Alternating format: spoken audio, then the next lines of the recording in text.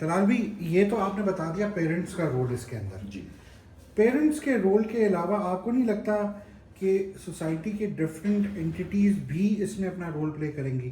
اب آپ لوگ ہیں جس طرح پرائیویٹ سیکٹر میں بیٹھے ہوئے ہیں, آپ لوگوں کو میسیجز آتے ہیں, بالکل وہی بات چل رہی ہے. آپ لوگ اپنا رول پلے کر رہے ہیں. پیرنٹس کا آپ نے بتا دیا کہ وہ کیسے بچوں کو اس چیز کے اوپر ٹیم کر سکتے ہیں, ٹرین کر سکتے ہیں اور ان کو جج کر سکتے ہیں کہ وہ اب بچہ کیا کر رہا ہے تو اس کے کیا کانسیکوینسز ہوں گے. کیا یہ رول انفلوئنسرز کا نہیں ہے جن کو ہمارے بچے ایکچولی فالو کرتے ہیں؟ بچہ آپ کو فالو کرے نہ کرے, بچہ اپنے پیرنٹس کی بات مانے نہ مانے, بچہ انفلوئنسر کو لازمی فالو کرے گا. بچے نے رجب کو بھی فالو کرنا ہے, بچے نے ڈکی کو بھی فالو کرنا ہے, بچے نے باقی جو یہ گنجی سویگ ہے اور جنید جو ہے ان لوگوں کو, ان سب کو بھی وہ فالو کر رہا ہے, وہ نادر کو بھی فالو کرے گا. تو کیا ان لوگوں کا رول پلے کرنے کا کوئی حق نہیں ہے کہ یہ بھی کچھ کریں تاکہ اس چیز سے بچوں کو نکالا جا سکے, اس جنریشن کو اس مسئلے سے باہر نکالیں؟ آپ کا اس پہ کیا پوائنٹ آف ویو ہے؟ دیکھیں, اصل چیز یہ ہے کہ ہمیں ہر ایک بندے کا نا ایک اپنا رول ہے مارکیٹ کے اندر. بالکل ٹھیک ہے. اور ڈکی بھائی کا اور رجب بٹ کا کوئی کام نہیں ہے کہ وہ یونیورسٹی کالجز کے اندر جا کے لوگوں کو یہ سیمینارز دیں, یہ نالج دیں, یہ انفارمیشن دیں کہ کیسے اپنی زندگی کے اندر آنے والے مسائل کو آپ نے ڈیل کرنا ہے. وہ جو ایک سوسائٹی ہے نا, وہ ایک ڈفرینٹ چیز ہے. ہمیں تو بیسیکلی اس چیز کو ایڈریس کرنا ہے کہ جو آپ شارٹ کٹ کے اندر جو آپ آگے بڑھنا چاہتے ہیں, اور اگر آپ کے پاس ایسے مواقع ہیں, آپ ایک پروگریس کے اندر ہیں اور آپ کو بہت ارلی آن سکسیس مل جاتی ہے, تو اس کے اندر کوئی بری بات نہیں ہے. پیسے کمانا بھی کوئی بری بات نہیں ہے, لیکن ہمیں جو ہے وہ رائٹ ٹائم کا ویٹ نہ کرنا, امپلسو ہو جانا. اس کا مطلب یہی ہے نا کہ آپ کا جو سب کارٹیکس ہے, جو آپ کا بےچینی والا سسٹم ہے, ریئیکشن والا سسٹم ہے, وہ کام کرتا ہے. آپ کا جو عقل کا نظام ہے وہ کام نہیں کرتا. تو آپ ضرور کریں, لیکن اپنے عقل کے نظام کو کے جو طریقے ہیں سیکھنے کہ کیسے ان کو انٹیکٹ رکھ کے ہم نے آگے بڑھنا ہے. اب پیرنٹس کی ایجوکیشن کی ضرورت ہے. یہاں پہ رول آئے گا ہماری سائیکالوجی اور جو تھیراپی اور جو کاؤنسلرس کی کمیونٹی ہے, ان کا جو ہمارے سائیکیٹرسٹ کی کمیونٹی ہے, کہ کچھ ایسے گورنمنٹ کے لیول کے اوپر کمپینز ہوں کہ ہر ایک, آپ دیکھ لیں گے پاکستان کے اندر جو ہے وہ ٹوٹل 50,000 سائیکالوجسٹ ہیں, تو 50,000 سائیکالوجسٹ میں سے جو پاکستان کے اندر پریکٹس کرتے ہیں, اگر وہ 15,000 بھی ہیں, تو اگر ان کو یہ کہا جائے کہ آپ جو ہے وہ کسی طریقے سے جو ہے وہ اپنا ہر ایک یونیورسٹی کے اندر جا کے مہینے میں ایک لیکچر ضرور دیں, تو آپ کی 300 یونیورسٹیز ہیں, تو آپ کی یونیورسٹیز کے اندر دن میں 4 لیکچرز ہو سکتے ہیں. تو یعنی تھوڑی سی مینجمنٹ کی ہی ضرورت ہے. اور اس کے ساتھ ساتھ جو ایک امپورٹنٹ چیز ہے وہ یہ ہے کہ ٹیچرز اور پیرنٹس دونوں کو ایجوکیٹڈ ہونا چاہیے. اب دیکھیں, یونیورسٹی کی 1,000 اسٹرینتھ ہے, مینٹل ہیلتھ کاؤنسلرس کتنے ہوں گے اس یونیورسٹی کے اندر؟ ایک.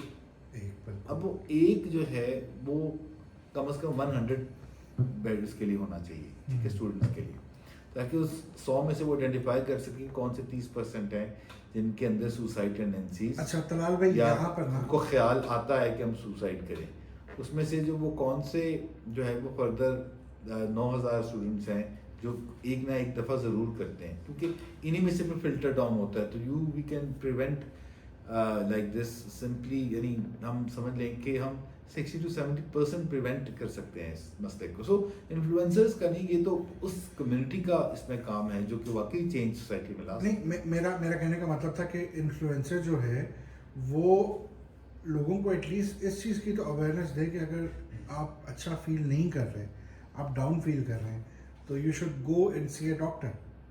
وہ اس چیز کو نارملائز کرنے میں ہیلپ کر سکتے ہیں آپ لوگوں کی, جب وہ اس چیز کو نارملائز کرائیں گے.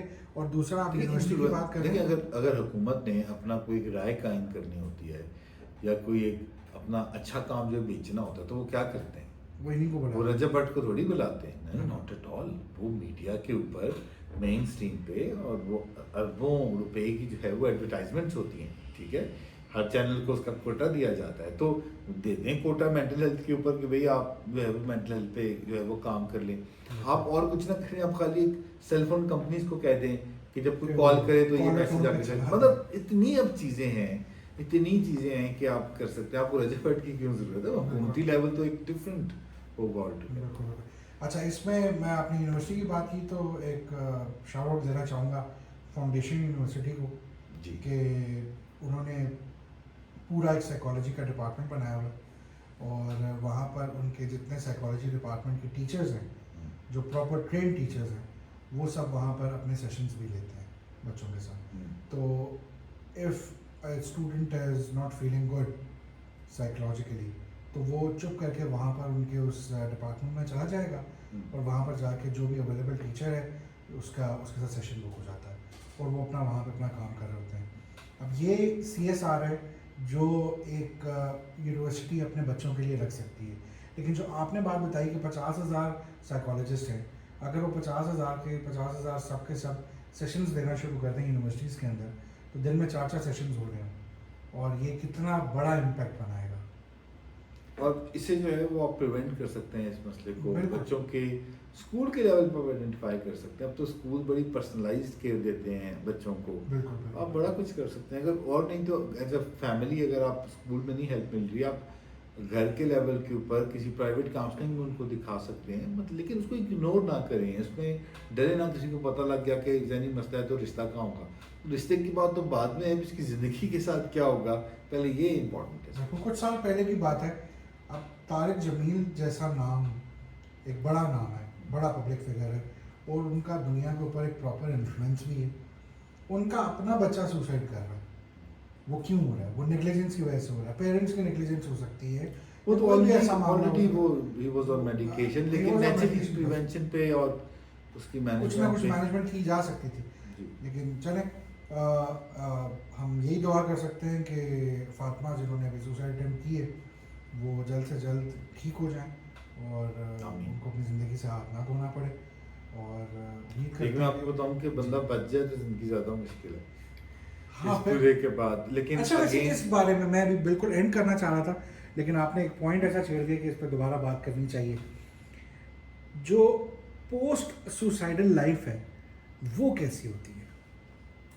लेकिन जो इनकी कंडीशन है जिसमें रीढ़ की हड्डी डैमेज हुई है, पाँव फ्रैक्चर हो गए हैं और अंदर कोई फेफड़े शेफड़ों में सुराख हो गया है और जबड़ा टूट गया है, तो अभी 1 साल तो ये बिस्तर पे रहेंगी. और मेडिकल के अलावा आप इस साल अस्पताल पड़े हैं, आपकी साइकोलॉजी के साथ क्या होता है. और उसके बाद ये उसमें दुनिया को कुछ फेस ऐसे लोग होते हैं, कुछ ऐसे लोग होते हैं जो कि जो है वो जैसे मज़ारी साहिबा हैं उनकी तरह के, उन्होंने जो है वो रिकवर किया बलूचिस्तान के अंदर जब वो आते हुए एक एक्सीडेंट हुआ और उनकी फैमिली ने उनको छोड़ दिया, हस्बैंड ने छोड़ दिया और फिर वो खुद अब उठ के चल नहीं फिर नहीं सकती क्योंकि उनकी बैकबोन जो है वो फ्रैक्चर हो गई थी. लेकिन उन्होंने एक सेलिब्रिटी बनी, वो वहाँ से वापस भी हैं. यानी अब ये नहीं कह सकते कि आप उसमें से रिकवर नहीं कर सकते, बहुत लोग आगे भी उसमें से गए, लेकिन बी वन ऑफ देम जो रिकवर करते हैं, ना कि वो जो कि डूब जाते हैं. बिल्कुल. बहुत बहुत शुक्रिया तलाल भाई इस बहुत इम्पोर्टेंट और सेंसिटिव टॉपिक पर बात करने के लिए. उम्मीद करते हैं कि दोबारा ऐसी खबर ना ही आए और बच्चे अपना ख्याल रख सकें. बहुत बहुत शुक्रिया. Thank you.